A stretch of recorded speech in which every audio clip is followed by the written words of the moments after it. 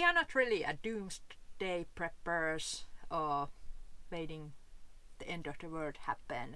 We just think it's kind of necessary to be prepared when you live this lifestyle, and we like to wild camp, boondock, freestand in the same places for weeks, and it just makes sense to be prepared.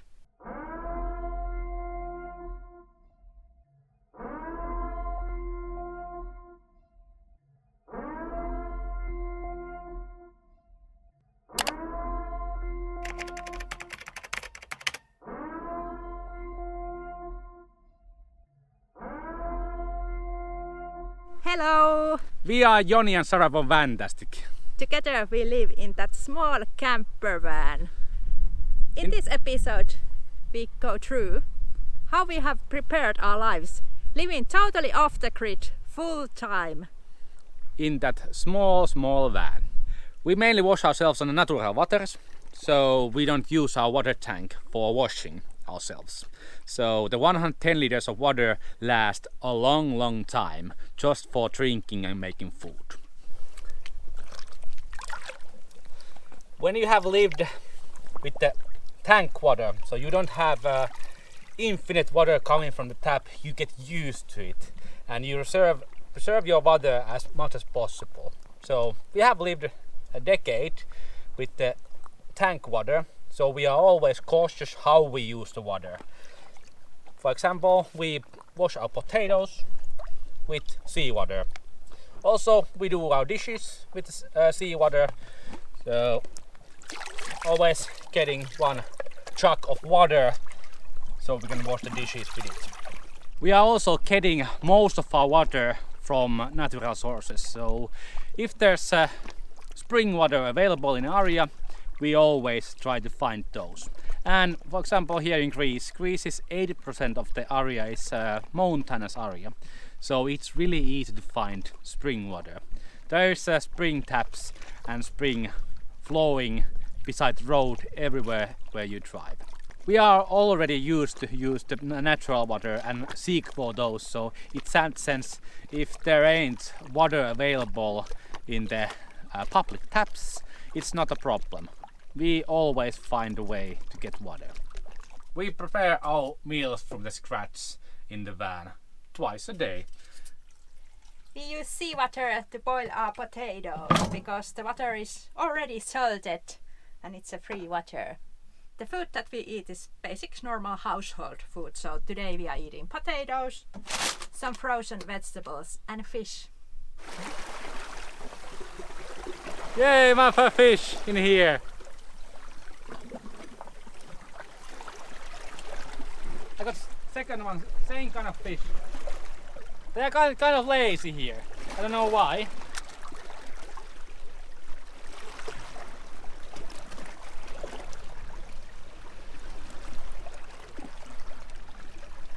Some kind of perch.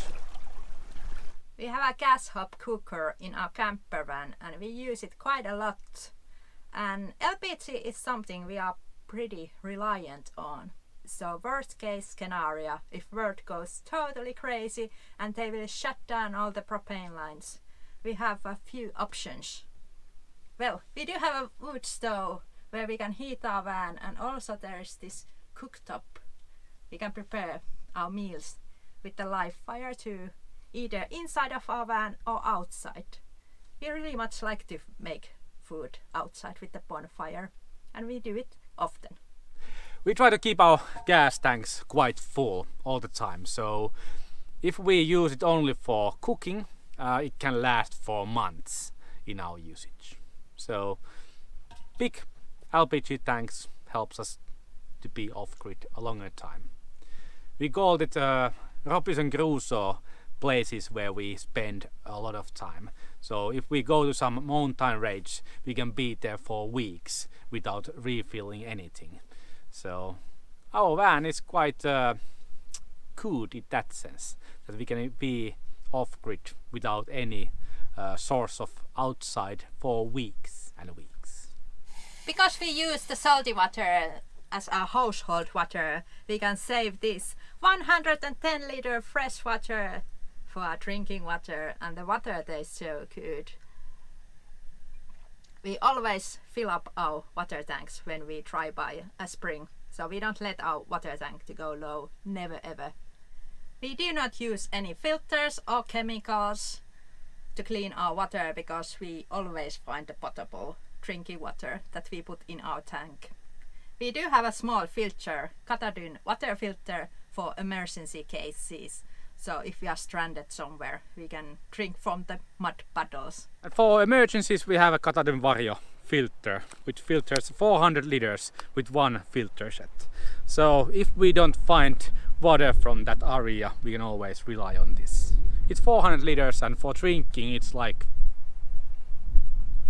100 days. We don't have a huge basement, but we have a storage lockers inside of the camper van. We cannot store years full of food or 20 kilo rice bags, but we do store the dry goods we use all the time. So there's a basic things like lentils, soybeans, flours, pastas, spices, and we do rotate all the ingredients. So nothing goes bad. Yummy food is ready!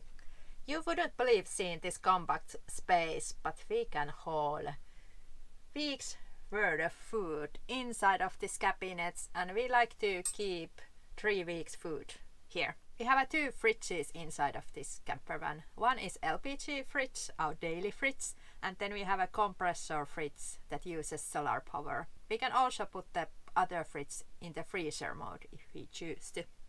To preserve water in our water tank, we use natural waters, also to do our dishes. When you do dishes right away, you do not usually have to heat the dishing water. Just a lot of scrubbing. This way we can save so much drinking water.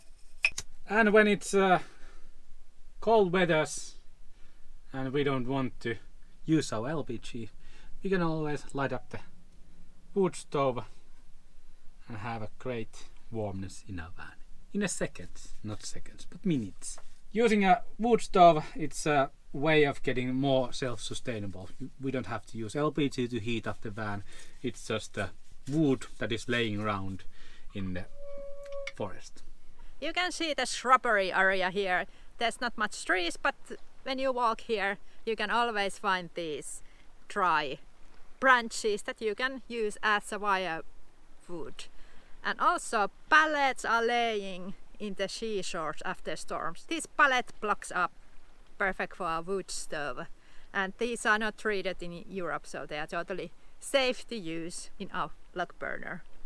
Yeah, this is how we prepare, staying cozy and warm in a van.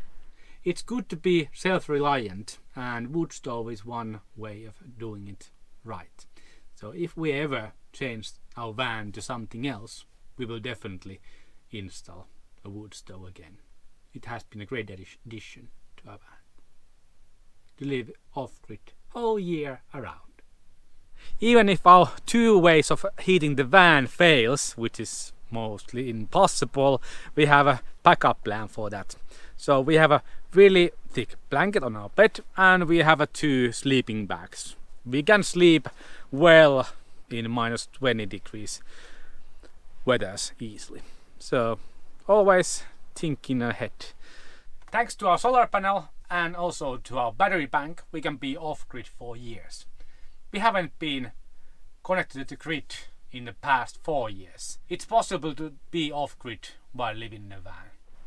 We like to think ourselves kind of positive people, so we are not fearing for the future, and we just think being prepared, living here in the nature is just smart. Yeah. Coming from Finland, Finnish people are really good prepared, or well prepared. Even people living in apartments may go to the forest, pick berries and mushrooms, and it's totally normal to preserve those mushrooms and berries for the next winter. Being prepared is in our culture and in our hearts. So even Finnish new apartment buildings are built that way. There is a potato cellars or some cold rooms where you can store a bunch of food if you want to, even you live in a tiny cubicle. Maybe it's because we have a rough winters in Finland, and also it has been rough times in a cultural wise all over the eastern part of Europe. And preparedness is a positive thing in Finland. So we feel like if you are prepared, you can relax and be the most happy people in the world.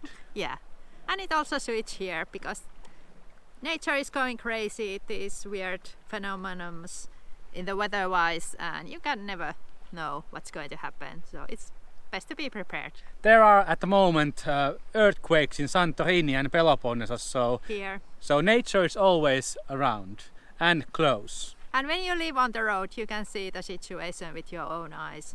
There's extreme drought, sometimes flash floods, earthquakes, tsunamis, heavy rains, hails, thunderstorms, heavy winds, all the scary stuff, but they are become less scary when you are well prepared. Yeah. There ain't any more the danger of tsunamis, but a couple of weeks ago when the Santorini earthquake started, there was some talk about tsunamis hitting Greece. So it's a possibility. Yeah, always being cautious. But we love here our lives in the nature, and this way we can continue living here. Thanks for watching our videos and stay prepared. Yes. Thank you. Bye.